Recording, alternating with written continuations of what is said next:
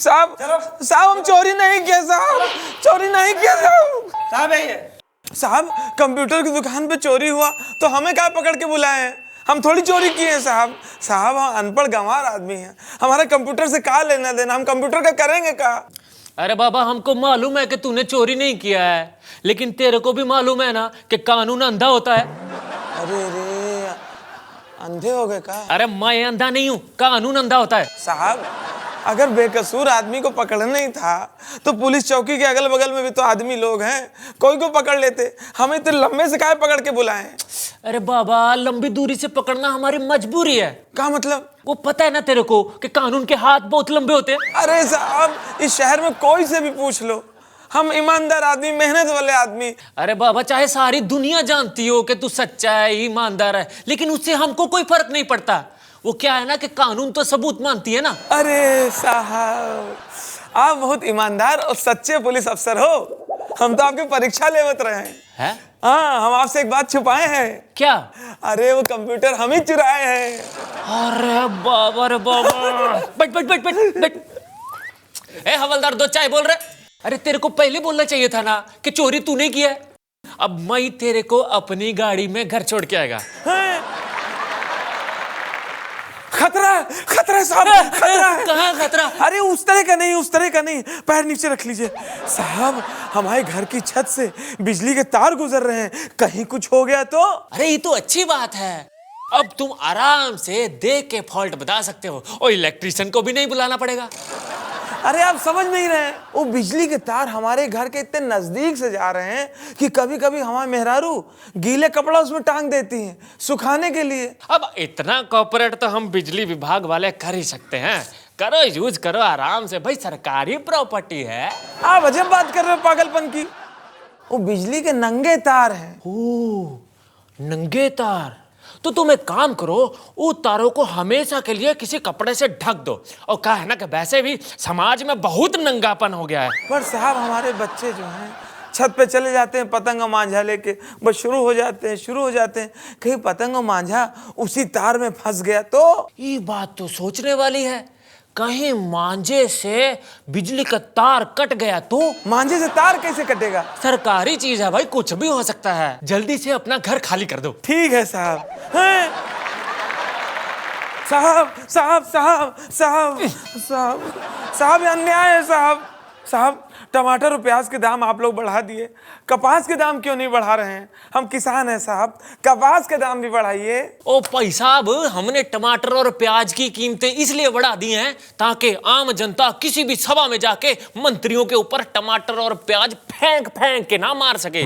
साहब ये तो हम आपकी मजबूरी समझते हैं, मगर कपास के दाम बढ़ाइए। और तुम क्या चाहते हो कि हम जनता की नींद खराब कर दें? नहीं साहब, हाँ। जनता की फिक्र मत करो, जनता को सोने दो, जनता का तो सोने का आदत है। आप खाली कपास के दाम बढ़ाइए। ओ भाई साहब कपास का उपयोग होता है गद्दे और तकिए बनाने में, और अगर कपास महंगी हो गई तो गद्दे और तकिए भी महंगे हो जाएंगे, और अगर गद्दे और तकिए महंगे हो गए तो आम जनता सोएगी कहां पे? हैं? और आप क्या चाहते हो कि हम आम जनता की नींदें खराब कर दें? हैं? साहब किसान लोग कड़ी मेहनत से कपास पैदा करते हैं, सरकार को चाहिए कि कपास की उनको सही कीमत दे। ओए भाई साहब अगर आप कपास की जगह पे वोट उगाते ना तो सरकार आपको सही तो क्या डबल कीमत देती। समझ गए? समझ गए। आज से हम किसान लोग अपने खेतों में वोट उगाएंगे।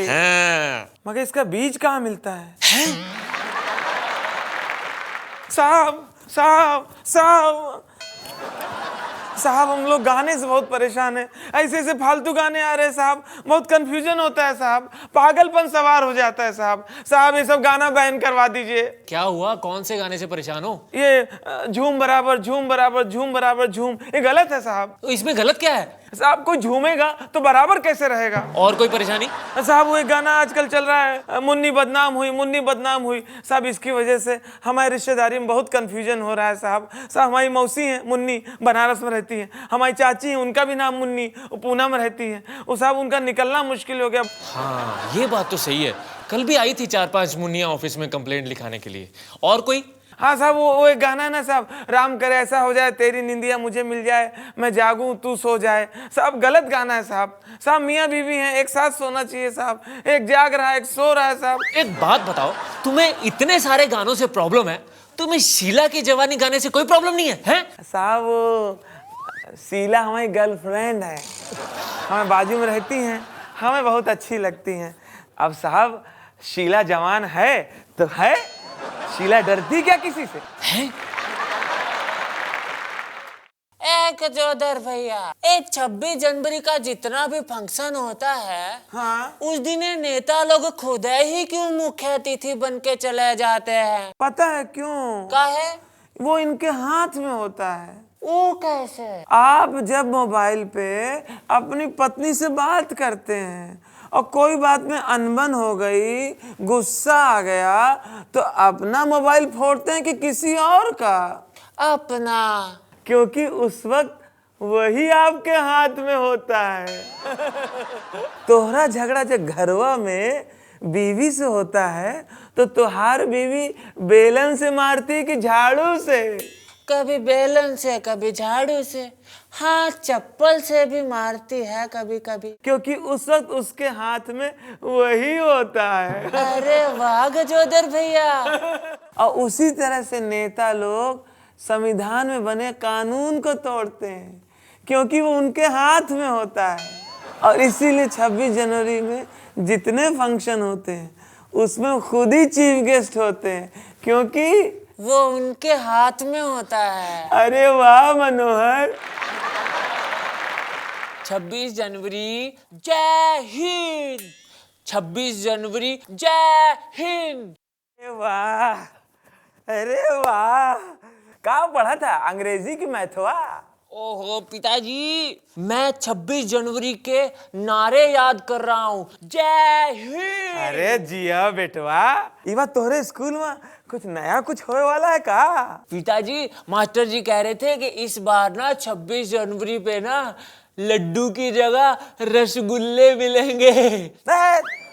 खाए पिए की बात के अलावा और कुछ बतावत है कि नहीं? हाँ, बहुत कुछ बताते हैं। का बतावत है? चला बता, 26 जनवरी वाले दिन का होता है? मोहल्ले की सफाई। अरे अरे चुप हो जा, सरकारी स्कूल के मनोज कुमार। अच्छा ये बताओ कि कल टेलीविजन पे 26 जनवरी के लिए का बता रहे थे? पिताजी, इस बार ना 26 जनवरी को ना टीवी पे नई नई हिंदी फिल्मों के गाने बताएंगे। हाँ, और रात में आमिर खान की 2 नई फिल्में आएंगी। बेटा सोच के बताओ, जैसे 15 अगस्त को देश आजाद हुआ था, हैं? ऐसे ही 26 जनवरी को का हुआ था? हाँ, 26 जनवरी को देश को आजाद हुए 5 महीना हो गया था। यही हाल अगर अपने देश की पढ़ाई लिखाई का रहा, हमें डर है कि कहीं अपना देश फिर से गुलाम ना हो जाए।